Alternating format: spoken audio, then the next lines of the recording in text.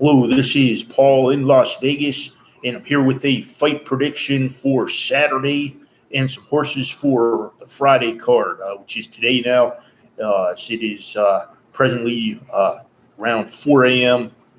Pacific Standard Time, July 28th, Friday. And the UFC pick is the fight pick. It's a fight between Alex Pereira and Jan Blachowicz, and the fight is taking place in the light heavyweight division, which is 186 pounds to 205 pounds. Usually Alex Pereira is 185 pounds. Jan Blachowicz is 205 pounds. So it's right in their ranges. Pereira's just got to go a little bit up here. And Blachowicz, he's used to fighting at this weight, and he does not have to go down to fight Pereira here. Pereira is 6'4". He is nicknamed Hands of Stone. He is 185 pounds, has a 79-inch reach. He's 36 years old. His style is kickboxing, where he has his most professional fights. He was born in Brazil. He's fighting out of Connecticut now. He has a black belt in kickboxing and a black belt in Brazilian Jiu-Jitsu. And his record in the mixed martial arts is 7-2.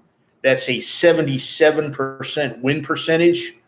He has 7 wins, 2 losses, 6 KOs for those 7 wins, 0 wins by submission.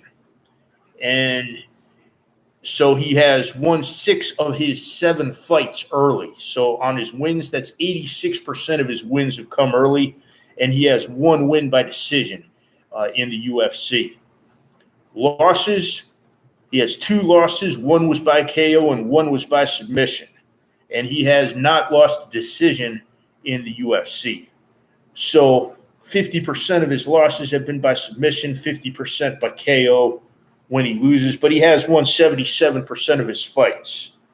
He also has a record of 1-0 as a boxer with 1 KO, and he is 33-7 as a kickboxer. And as a kickboxer, he had 21 wins by KO, 11 wins by decision. His losses as a kickboxer, 2 were by KO and 5 were by decision.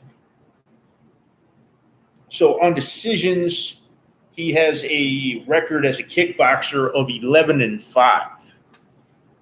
And I'm going to come back to that number. Jan Blachowicz, he is 6'2", 205 pounds. So he is 2 inches shorter than Alex Pereira. He has only 1 inch less in reach, though, with a 78-inch reach. He is also 4 years older than Alex Pereira. Pereira is being 36 years old. Jan Blachowicz being 40 years old. His style is Muay Thai fighting. He is from Warsaw, Poland. He has a first-degree black belt in Brazilian Jiu-Jitsu. And since 2020, he is 4-1-1. 4 wins, 1 loss, 1 tie. And that tie was a draw against an 18-1 fighter who has never lost a decision. Now, his overall record is 29-9. And that's a 76% win percentage as compared to Pereira's 77% win percentage. His 29 wins, 18 of them were early, 9 by KO and 9 by submission. And he has 11 decisions, but win decisions, rather. Of his 29 wins, 11 of them were by decision, I should say.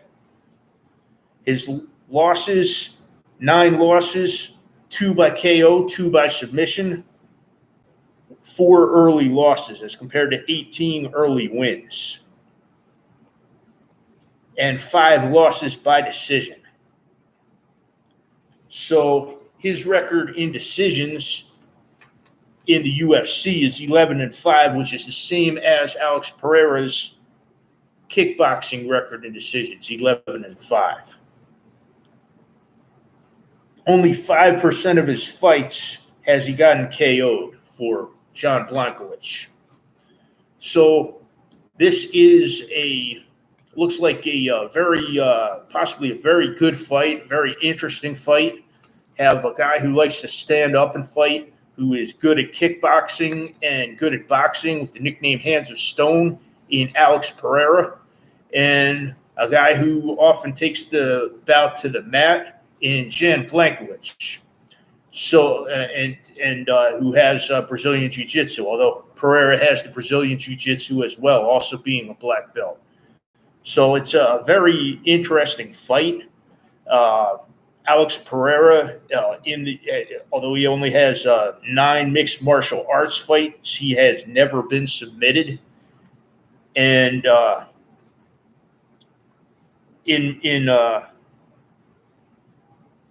I'm sorry, he has been submitted. He has once been submitted. And that could be what his first fight in the UFC, Alex Pereira was submitted.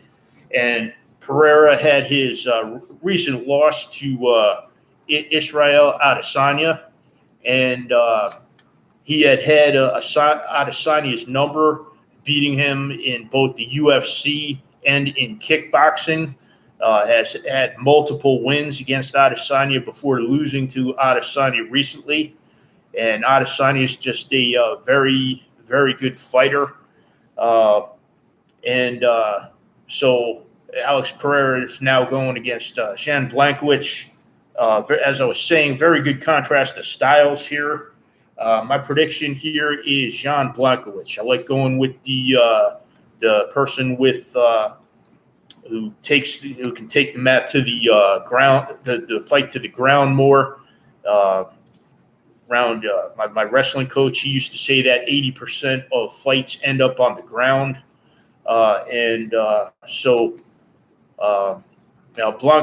Pereira has thus far been very, very good at avoiding the ground. So we'll see if Blachowicz can get him to the ground. Maybe he just needs to tackle him to get him to the ground, and then use his Brazilian Jiu-Jitsu. But I'm going with the fighter that more usually carries more weight and maybe more used to the weight, and going with the Blachowicz because of the possibility of the fight going to the ground. And the fight is at 8:45 p.m. Saturday night. Putting this pick out early here. Also looked at the horse card for Friday at the different tracks, since I have some horses that should be looked into that are picked out sometimes by the odds, sometimes by the name, sometimes by the rider. I'm just going to go through that here briefly. Del Mar is going Friday, and these are all on the Friday card, so it's today's card for the horses, tomorrow's card for the fight. At Del Mar in race 6, there is a horse. It's a 6-furlong race, filly and mare, 3-year-olds. The horse's name is Coffee in Bed. The 9 horse, I've done well lately with horses with coffee in the name. Although I'm not really that big a coffee drinker, I prefer drinking Diet Coke or Coke or Cherry Coke, preferably Diet Coke.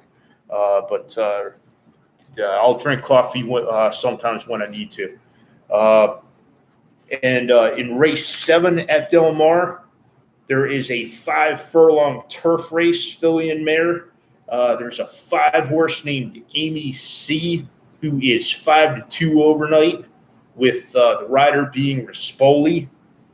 So that sounds like a good horse to look into. And in race 8 at Del Mar, there is a horse named Shining Tiger, the 10 horse. It's a 5-furlong race. 4-1 overnight with Prairie riding. These horses with Tiger in the name on the West Coast, they are often descended from a horse who has really had offspring that are very good at sprints. And the horse's name was Smiling Tiger. So oftentimes when you see that name Tiger in a horse racing in West Coast racing, that horse is descended from Smiling Tiger. And usually that horse is pretty good and pretty good for sprints, and has a good probability of coming in usually, coming in top 3. So that's it for Del Mar. Have a horse for Emerald. I like the name. Race 9, the favorite for race 9 with a jockey who is good riding the horse. Named the jockey's name I also like, Del Cid, and he's on a horse named Stray Cat Strut, the 7 horse. So the 7 horse in race 9 at Evangeline should be looked into, Stray Cat Strut. And at Gulfstream, have one horse I like, race 8. There is a horse, with a 1 horse. It's a 7 furlong race, a filly and mare race. Zayas, who I consider to be the best jockey at Gulfstream, is riding this horse. The horse is the favorite in race 8, 7-5. The horse's name is AJ's Memory.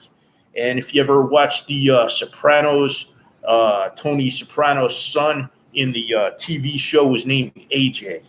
And I've noticed that AJ horses often tend to do well.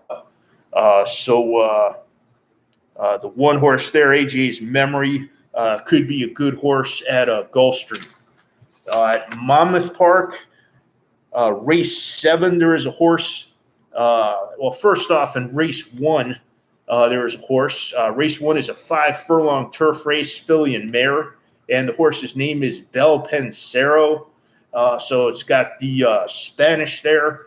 You've got a bilingual horse here, so that horse should be looked into. Race 7, there is a horse, the 2 horse, St. Anthony is the name. And that is a 1 1/16 race on turf with Paco Lopez on the horse. The horse is 5-2 overnight. So that horse could be good to come in top 3 to show there. And it's a horse to look into. Northern California Fairs. There's a horse that has the Wise Guy name here. The 1 horse, it's a mile-long race, and the horse's name is Anita New Mercedes. Anita, Anita, Anita. And Anita New Mercedes, like I need a new Mercedes. That has the gangster talk, but it is in California. Maybe this horse would be better running on the in the New York area. But Anita New Mercedes could come in race 6 from the 1 position. And at Penn National, race 4, there are 2 horses that are low odds. The 2 Timely Tradition is 5-2. The 6 Melodious Singer is 2-1. This is a 6 furlong filly and mare race. One of these horses might be good to come in. So may want to watch those horses, see which one looks good, and go with that one to come in top 3 there. Just an idea.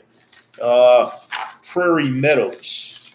There are 3 races that have horses whose names have caught my attention. Race 4, which is a filly and mare race, 5 furlongs. There's a horse named Hail Columbia, the 1 horse, 5-2 odds overnight. Race 8, a 1 mile race, 3-year-old and up claiming. There is a 3 horse named Temple City Run. And that horse is carrying less weight than the other horses. There's only 1 other horse with 120 pounds.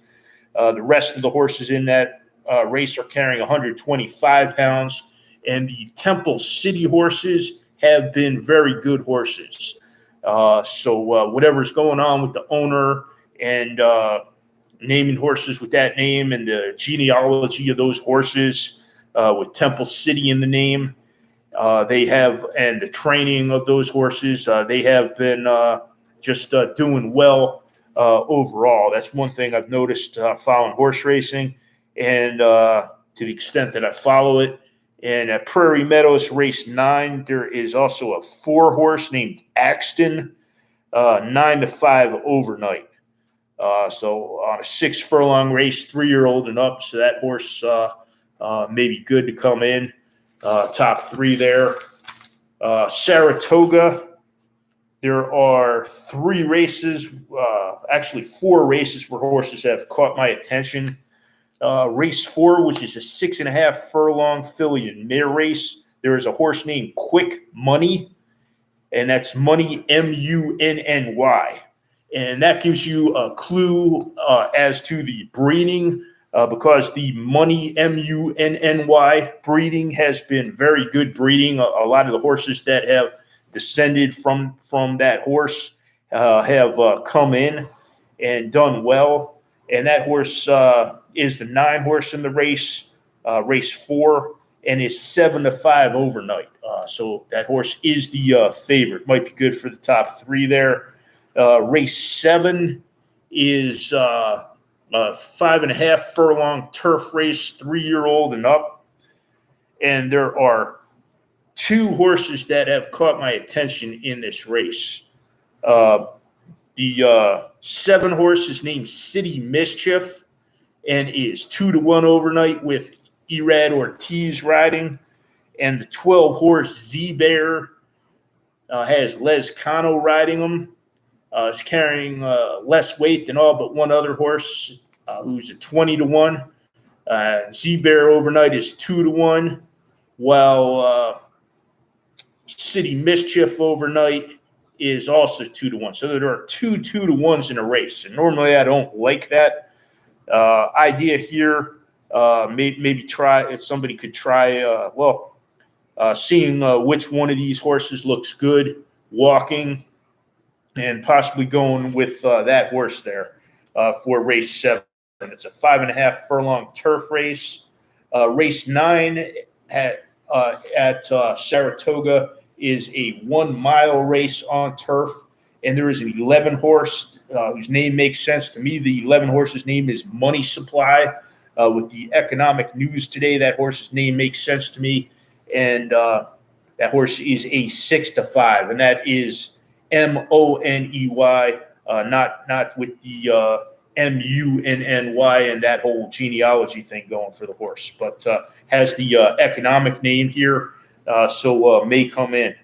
And in the last race at Saratoga, it's a 1 1/16 mile turf race. There is a horse on the outside, the 14 horse, who is the overnight favorite. Anytime an outside horse has very low odds or an overtime favorite, that horse may be good, because they noticed that the horse was good to make the horse low odds, even though the horse is on the outside. And the horse has a neat name. Fighting Back is the name of the horse. And last, at Woodbine. At Woodbine, there are 2 races that I have ideas for. First off, there is race 6, where there is a 6 horse named King Alfredo. And the horse is ridden by a guy who may be the second best jockey there at Woodbine, Savachi. He is on the horse, and the horse has both royalty going for the horse and the Spanish names going for the horse, King Alfredo. So another bilingual horse here. And in race 8, Kimura, who I consider to be the best jockey at Woodbine, has 3 rides on the day. And this is one of his rides. It's the last race of the day. It's a filly and mare race, last race at Woodbine on the day, that is. And horse is also the 6th horse. The horse is named Unified Front. So not a bad name there either. So that is it for the picks for Friday and Saturday. And thank you for listening this far. Have a great Friday and a great weekend. And thank you very much. Bye.